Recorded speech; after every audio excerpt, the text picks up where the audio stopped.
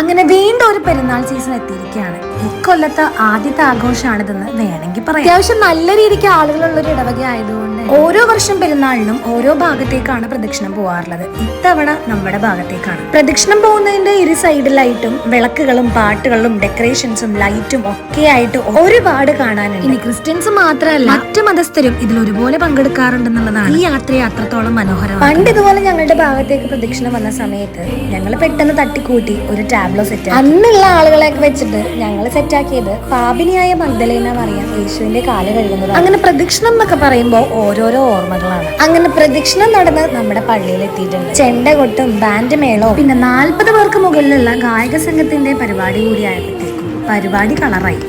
അങ്ങനെ വർഷത്തിലൊരിക്കലുള്ള നാട് ചുറ്റലൊക്കെ കഴിഞ്ഞ് പുണ്യാളന്റെ പള്ളിയിൽ കയറിയിട്ടുണ്ട്. പിന്നീട് അങ്ങോട്ട് ഗംഭീര വെടിക്കെട്ടും ചെണ്ടമേളവും ബാൻഡ് മേളവും ഒക്കെ അതൊക്കെ കണ്ട് പള്ളിമുറ്റം ഒന്ന് കറങ്ങി നേരെ വീട്ടിലേക്ക്.